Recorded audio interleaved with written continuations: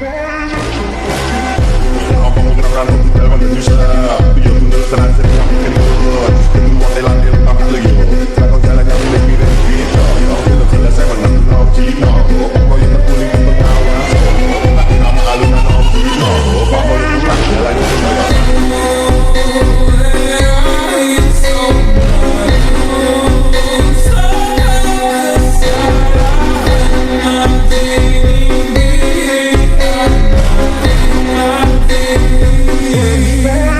Wabarakatuh. Selamat sore, Kak. Sore. Sebelumnya kami dari mahasiswa Universitas Buana Perjuangan Karawang ingin meminta waktu Kakak sebentar untuk mewawancarai. Nah, sebelumnya ini dengan Kakak siapa? Kenalin, nama aku itu Raymond Aditya Kristanto. Nah, Kak Raymond ini sebagai apa sih? Oke. Jadi kalau aku sendiri itu sebagai founder atau bisa dibilang juga owner dari bisa dibilang perusahaan jasa ya, yang namanya itu Angkasa Films. Nah, saya ingin minta penjelasan nih produk atau apa sih yang ditawarkan dari Angkasa ini? Jadi simpelnya, kalau misalkan boleh aku cerita dari awal, ketika masih SMP, aku tuh kenal sama dunia video. Nah, awalnya itu masih cuma jadi hobi. Cuman ketika kelas 2 sama kelas 3 SMP, aku ini cukup aktif di komunitas dan di organisasi yang jadi wadah buat fotografer, buat videografer di Karawang. Dari situ tuh cukup kenal sama ownernya, cukup kenal sama ketua-ketua dari organisasi sama komunitasnya. Nah, dari situ aku dapat kesempatan buat ikut mereka kerja. Dari situ belajar banyak, belajar gimana caranya handle klien, gimana caranya manage tim, manage orang-orang, sampai akhirnya bisa punya tim sendiri di 3 tahun yang lalu. Si perusahaan ini itu bergerak di bidang jasa yang menawarkan jasa fotografer, jasa videografer untuk perusahaan-perusahaan. Jadi target pasarnya adalah perusahaan-perusahaan yang ada di Karawang atau di luar Karawang. Nah, biasanya kan dalam setiap perusahaan itu pasti ada visi dan misinya dong ya. Okay. Mungkin bisa disebutkan sedikit visi misi dari perusahaan ini. Okay. Sebenarnya kita kalau visi dan misi secara tertulis itu kita nggak ada, karena kita tetap percaya apapun yang kita lakukan kita ngelakuinnya secara totalitas. Karena apapun kita lakukan secara totalitas itu akan menghasilkan kualitas. Jadi kalau kita bilang totality becomes quality. Kayak gitu. Nah, berarti siapa saja pelanggan atau konsumen yang pakai jasa yang memakai jasa perusahaan ini? Sejauh ini kalau bisa aku lihat tuh ada 2. Ada perusahaan-perusahaan di kawasan industri. Jadi ada perusahaan-perusahaan, contohnya perusahaan yang mereka ini bikin flavor, bikin rasa-rasa. Jadi kayak perusahaan B2B. Aku datang ke situ untuk bikin video komersil ataupun non komersil mereka. Yang kedua ada bisnis skincare itu klien yang masih ada kerjasama sama aku sampai saat ini. Di bisnis skincare ini biasanya aku bikin video untuk komersial mereka, misalkan iklan produknya ataupun non komersial kayak aku mendokumentasikan kegiatannya mereka, misalkan mereka ada anniversary di Jakarta, mereka mau ada launching atau mereka ada kegiatan gathering, kegiatan keluarganya mereka. Jadi kurang lebih ada yang di perusahaan di bisnis industri, ada juga bisnis skincare. Tapi kalau wedding kayak gitu enggak ya? Oh enggak, wedding enggak.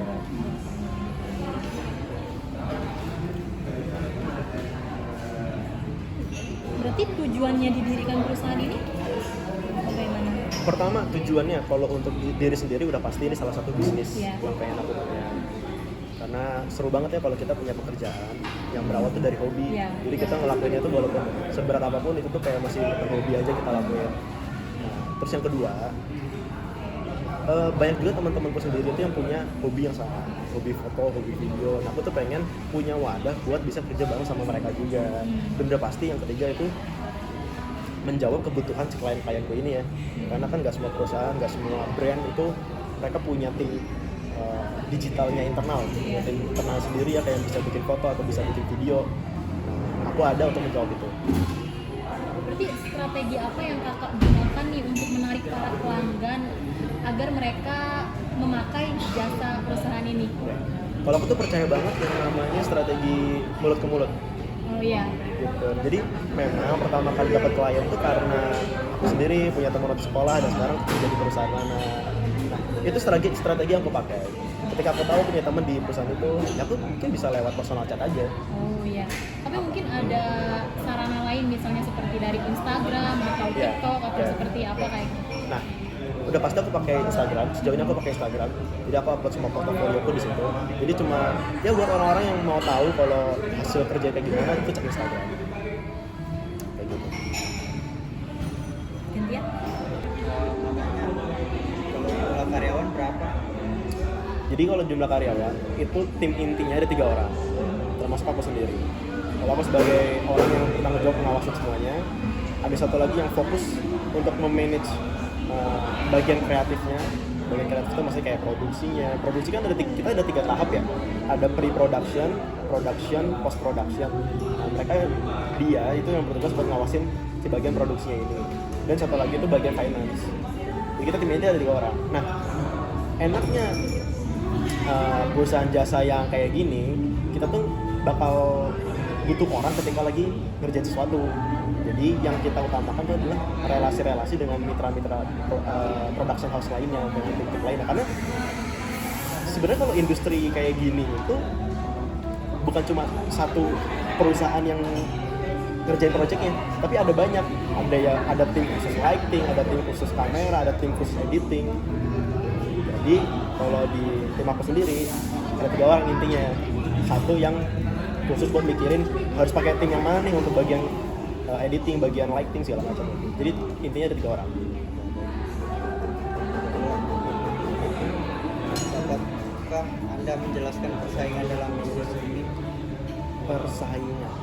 Kalau simpelnya persaingannya misalkan di Karawang aja deh ya. Di Karawang itu belakangan ini udah banyak banget industri production house yang mulai ada di Karawang. Tapi itu nggak jadi masalah buat kita karena kita percaya banget yang namanya mulut ke mulut. Kita percaya banget kalau kita ngerjain tuh udah excellence banget lah. Kita udah ngerjain setotalitas mungkin, all out mungkin. Jadi kita sama sekali nggak takut sama yang namanya persaingan. Walaupun persaingannya cukup ketat, persaingannya mungkin ada yang nggak sewajarnya. Bukan saya persaingannya bukan lagi soal kualitas, itu udah ya nggak oke lah gitu persaingan. Tapi kita nggak ada takut sama persaingan. Yang ketiga, apa yang membedakan ciri khas perusahaan ini dan yang lain? Ciri khas udah pasti kalau di bagian kualitas, kalau kita ngerjain sesuatu itu kualitasnya beda karena setiap orang punya ciri khasnya sendiri, itu udah pasti. Tim kita punya ciri khasnya sendiri, tapi yang nggak semua orang punya itu cara tim ini dapetin hati si klien. Itu yang nggak semua tim punya. Kita punya cara itu, kita tahu caranya gimana, karena kita nggak pernah takut sama persaingan. Oke, terima kasih. Berapa sih rata-rata biaya operasional perusahaan dalam setahun? Biaya operasional dalam setahun, kita biaya operasionalnya itu nggak nentu banget karena kita kan nggak ada yang namanya kayak ini ya, pengeluaran tetap selama sebulan, karena kita variatif banget, tergantung projectnya tuh lagi gimana, berapa banyak dalam sebulan. Cuman mungkin kalau diperkirakan pengeluaran mungkin untuk peralatan, untuk tim, kalau bisa kulihat mungkin 1 tahun kebelakang dulu deh, itu kurang lebih bisa 50 juta setahun. Gak gede kok sih. Berapa rata-rata keuntungan bersih yang dihasilkan perusahaan dalam setahun? Keuntungannya ya, aku range-nya aja boleh nggak? Kalau range-nya jangan angka tetap, bisa 10 sampai 50 juga deh. 10 sampai 50 ribu. 20 juta. Udah. Udah. Oke. Kisaran harga jasa yang ditawarkan. Kisaran harga jasa. Kalau dilihat dari setahun ke belakang, berdasarkan kliennya kan bisa dibilang produksi besar nih. Jadi bisa dibilang kisaran paling rendah itu mungkin kisaran 10 sampai 30-40 juta. 10 sampai 40. Kisaran setiap projectnya ya. Modal mulai besar. Modal. Kalau modal secara uang kita nggak ada. Jadi kita modal alat-alat pribadi, kayak minimal ada kamera, lensa, dan alat-alat pendukung lainnya, support lainnya. Karena kita nggak butuh tempat. Jadi kita kalau misalkan lagi ada kerja kan dominan di lapangan. Setelah kita ambil bahan, setelah kita kerjain di lapangan, kita bisa pulang ke rumah masing-masing. Jadi kita pakai tempat tinggal sendiri lah buat editing, buat berkas sama tim kayak gitu. Terus sejauh ini apakah ada masalah yang dihadapi oleh perusahaan kakak? Salah. Oh mungkin ini sih lebih ke karena kita kan 3 orang ini masih kuliah. Jadi kalau aku sendiri kuliah di Telkom Bandung, terus 2 orang lagi ini kuliahnya di Uncita. Nah, kita semester juga beda-beda. Jadi masalahnya adalah gimana cara kita tuh nyocokin waktu kuliah kita. Karena ketika lagi ada job, udah pasti hal yang pertama kali ke mereka tuh bisa nggak tanggal segini. Bisa itu karena ada kuliah atau enggak. Dan aku sendiri pun belum tentu bisa karena kuliahku juga udah offline dan di Bandung. Jadi ketika mau ngerjain kerjaan tuh harus lihat jadwalnya dulu, lagi ada kuliah nggak aku ke mereka terkait. Udah sejauh ini cuma itu aja kan. Gimana sih sistem kerja sama perusahaan kakak dengan perusahaan lain? Sistem kerjasama ini itu nggak beda jauh sama perusahaan-perusahaan lain. Yang udah pasti kita perlu tahu dulu mereka butuh apa. Karena kan aku jual biasanya foto dan video. Kalau mereka butuh foto, untuk kegiatan apa? Jadi aku ngegali dulu mereka butuhnya apa, untuk apa, di mana, kapan, butuh berapa banyak. Supaya jawaban-jawaban tadi bisa aku olah lagi ketika nanti aku nyusun untuk budgetnya. Aku kan jadi tahu butuh berapa orang, berapa hari, di mana, transport, makanan, apa segala macam. Kelemahan apa aja sih yang harus oleh perusahaan kakak? Kelemahan pertama udah pasti kelemahannya gara-gara kita masih berusaha ngeimbangin antara kuliah dan pekerjaan. Itu kelemahan. Kedua, karena kita belum banyak orang di dalamnya, karena kita masih berusaha nyimbang kuliah dan pekerjaan juga, jadi belum berani hire orang banyak karena kita takutnya kewalahan, karena kita belum bisa habisin semua waktu dan hari kita buat fokus di tim. Alhasil kita nggak punya banyak orang di dalamnya. Dan juga karena kita masih sibuk sama kuliah, ketika kita di hari yang sama ada 2 pekerjaan, itu belum tentu bisa diambil semua. Jadi kita ya terbatas secara waktu. Itu kelemahannya itu. Sejauh ini tantangan apa aja sih kak yang dihadapi oleh perusahaan kakaknya? Tantangan tantangan gimana maksudnya? Tantangan menjalankan perusahaan. Tantangannya mungkin ini ya, kan setiap kita ketemu klien itu dia punya karakternya sendiri-sendiri. Kalau pertama kali ketemu, susahnya itu harus belajar dulu dari orang kayak gimana. Karena nggak semua cara pendekatan bisa dilakukan di semua klien. Terus yang kedua mungkin ketika kita dapat proyek baru yang sebelumnya belum pernah kita kerjain, walaupun itu bikin video. Tapi bikin video itu macam-macam, ada video company, ada video company profile, ada video apa. Nah, ketika bikin video yang belum pernah kita lakukan sebelumnya, itu jadi hal baru banget. Banyak yang harus kita pelajari, banyak yang harus kita siapin, supaya ketika kita kerjain, kita nggak keteteran, kita nggak kewalahan karena kita belum pernah megang sendiri. Jadi mungkin tantangannya itu. Udah. Selamat pagi semuanya, saya Gabriel Matis Wijaya, perwakilan dari kelompok 5. Sebelum kami bahas lebih lanjut, saya mau mengucapkan terima kasih kepada dosen pengampu kita yang sudah memberikan waktu untuk kami mengerjakan tugas mata kuliah di rencana bisnis.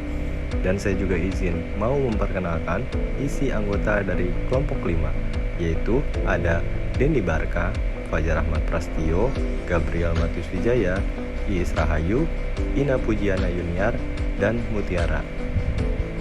Nah, teman-teman, di sini kami akan membahas perusahaan jasa yang bernama Angkasa Films yang bertepatan di klaster Servanti Homes Blok GE nomor 20 Sumarekon Emerald Karawang, Kelurahan Margasari, Kecamatan Karawang Timur, Karawang, Jawa Barat dengan kode pos 41313 dengan email angkasafilms@gmail.com. Nah, teman-teman, berikut berupa profil dari Angkasa Films. Angkasa Films perusahaan produksi yang berfokus pada layanan foto dan video yang telah mengerjakan banyak proyek kreatif sejak tahun 2019. Dan motonya adalah totalitas yang menjadi poin utama dalam perusahaan atau bisnis jasa dari Angkasa Films, yaitu menjadikan kualitas bersama tim kami yang berpengalaman dengan bekerja dengan totalitas untuk menghasilkan kualitas yang terbaik. Aspek SDM, jumlah karyawan yang dimiliki di perusahaan ini, karyawan inti ada 3 orang, 1 orang bagian mengawasi, 1 orang yang memanage bagian kreatif, dan 1 lagi pada bagian finance.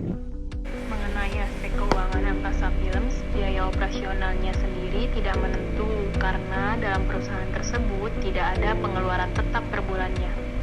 Tergantung proyeknya di mana dan berapa banyak dalam sebulan. Tapi dilihat dari 1 tahun ke belakang, pengeluarannya bisa mencapai 50 juta dalam setahun. Dan untuk range keuntungannya itu sekitar 10 juta sampai dengan 50 juta dalam setahun. Baik, selanjutnya aspek pemasaran. Perusahaan ini bergerak di bidang jasa yang menawarkan jasa fotografer dan videografer untuk perusahaan-perusahaan. Jadi, target pasarnya adalah perusahaan-perusahaan yang ada di Karawang dan di luar Karawang. Untuk memasarkan produknya, perusahaan ini biasanya melalui sosial media, yakni Instagram dengan user @angkasafilms. Baik, mungkin segitu saja presentasi dari kami. Mohon maaf apabila ada kesalahan, karena kami masih